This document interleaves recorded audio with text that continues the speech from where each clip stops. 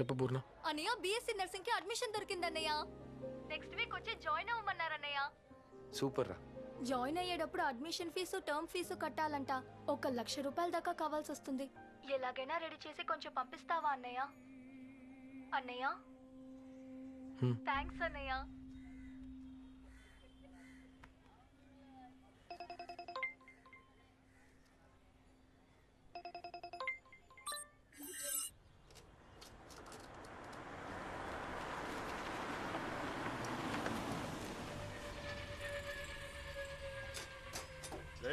బండి వచ్చిందిరా.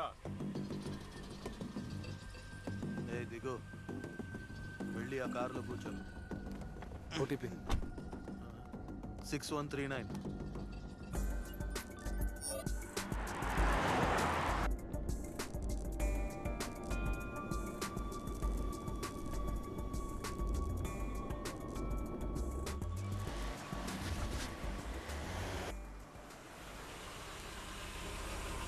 వెయిట్ చేయి, రిటర్న్ వెళ్ళాలి.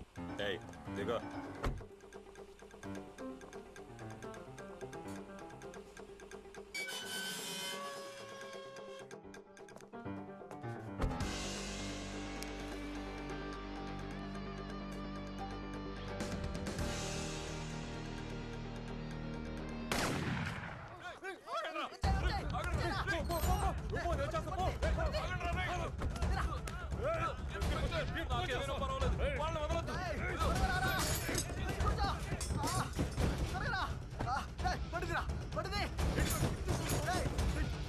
చూస్తున్నావు పడిదిరా, పడితే పట్టుకున్నా దిగరా.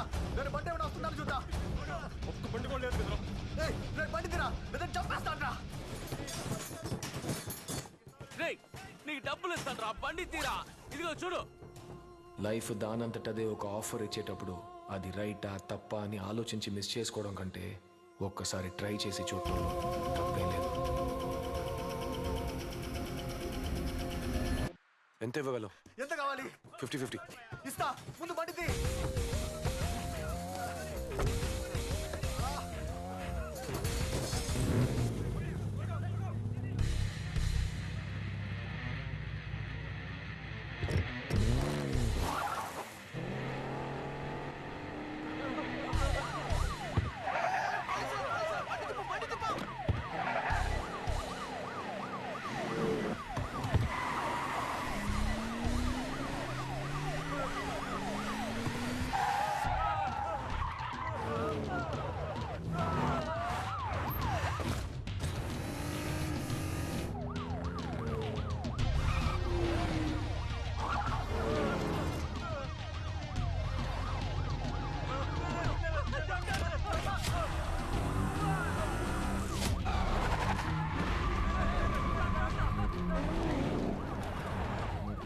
సిగ్నల్ దాటి ఒక white bench car over speed లో వెళ్తోంది. దాన్ని బ్లాక్ చేయండి. బ్లాక్ చేయవయ్యా, త్వరగా త్వరగా.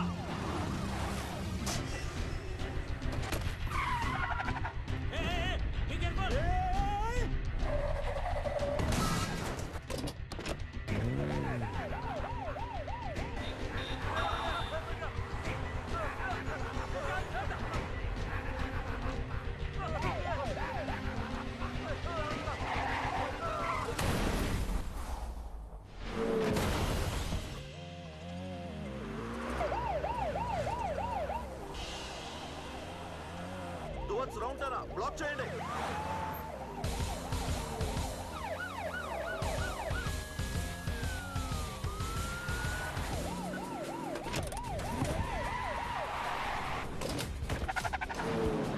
హైవే బ్రిడ్జ్ వైపు వెళ్తున్నారు సార్, బ్లాక్ చేయండి సార్. త్వరగా పని.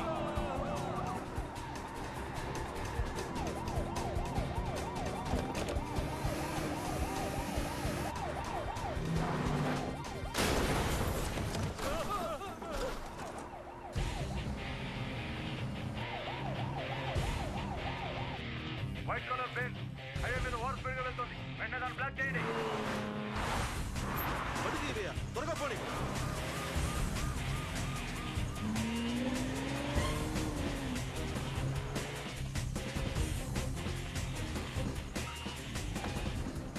ఏంట్రా ఇండికేటర్ వేస్తున్నాడు? ఏమో తెలియదురా.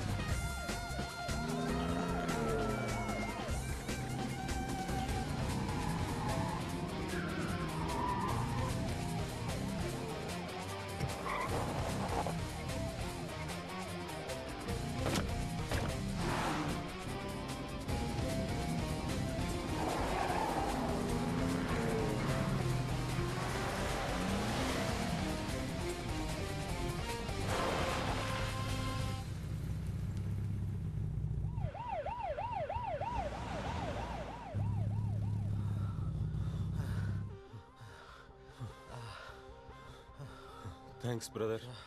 థ్యాంక్స్ ఎవరికి కావాలి? ముందు డబ్బులు తీ.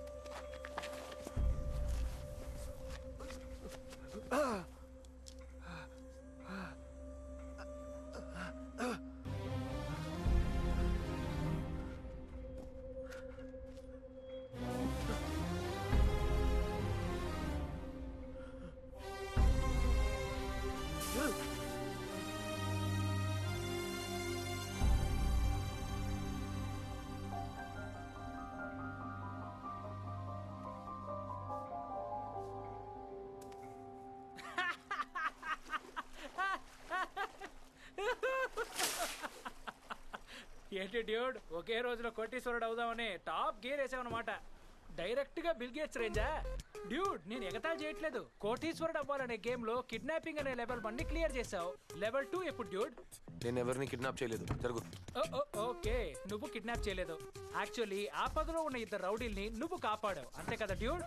గాజువాక నుంచి బీచ్ రోడ్ వరకు 500 వస్తాయా? ఆడు 50 లక్షలు ఇస్తానన్నాడు. అది నా దృష్టిలో ఒక రైడే. తప్పే ఉంది. ఓ, అర్థమైంది. అంటే ఆ డబ్బు ఎవరి దగ్గర నుంచి నీకు చేరుతుందో అక్కడి నుంచే నీ లెక్క మొదలవుతుంది, అంతేగా? అవును. ఈ లోకంలో జరిగేది ఇదే కదా. నువ్వు తీసుకున్న జీతాన్ని నీ బాస్ ఎలా సంపాదించడం నీకు తెలుసా? లేదు. నేను మాత్రం ఎందుకు ఆలోచించాలి? మనం చేసే తప్పుల్ని న్యాయపరచుకోవడానికి ఎన్ని లాజిక్లైనా వెతికి పట్టుకోవచ్చు డ్యూడ్. కానీ డబ్బు సంపాదించడానికంటూ కొన్ని ఎథిక్స్ ఉన్నాయిగా. ఇలాంటి పనులు వద్దు డ్యూడ్. ఇందులో ఉండే రిస్క్ ని రియలైజ్ చేసి చూడు. డబ్బు మాత్రమే జీవితం కాదుగా.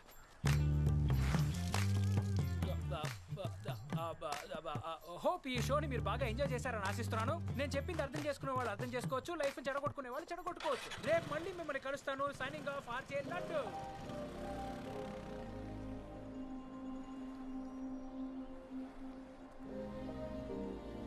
Daily collection 3 star. Driver behaviour 2 star.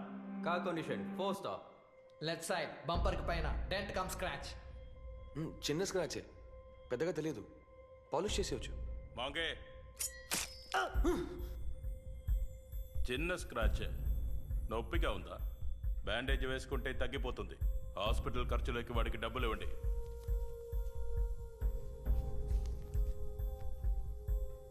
నీ స్క్రాచ్ సరి చేసుకోవటానికి నేను ఇచ్చాను. నా స్క్రాచ్కి నువ్వు ఇచ్చేయి. పట్టి, టింకరింగ్, పెయింటింగ్, పాలిష్ మొత్తం 18,000 సార్. దాన్ని వాడి ఇన్సెంటివ్ బ్యాలెన్స్ నుంచి మైనస్ చేయండి.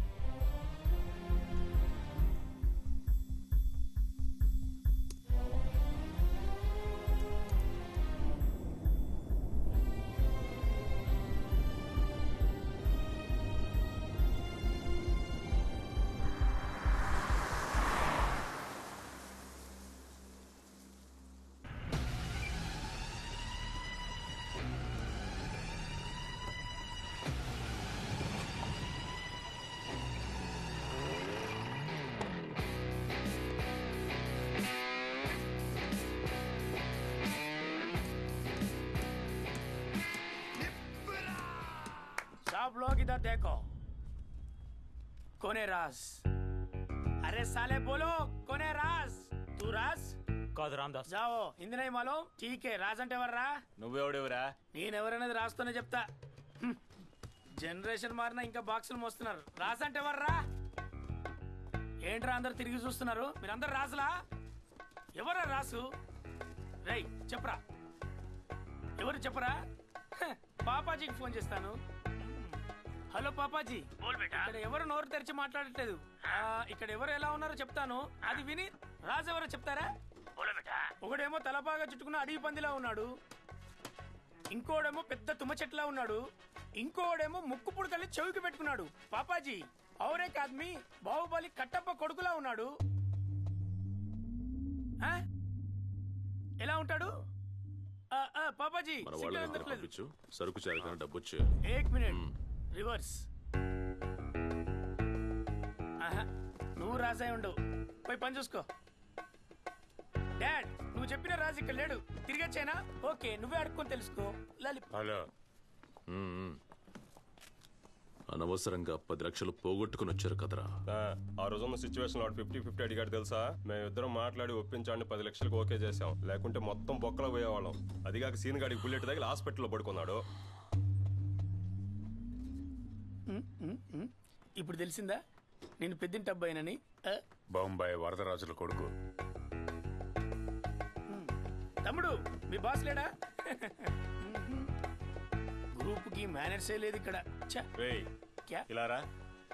ఏంట్రా నువ్వు అన్నని ఎగతాలు చేస్తున్నావు? ఆయన రాస్ అంటే ఓ అచ్చా, ఆయన వేరే మైండ్ సెట్ లో ఉన్నాడు కాబట్టి తప్పించుకున్నావు. అవును నువ్వెవరు?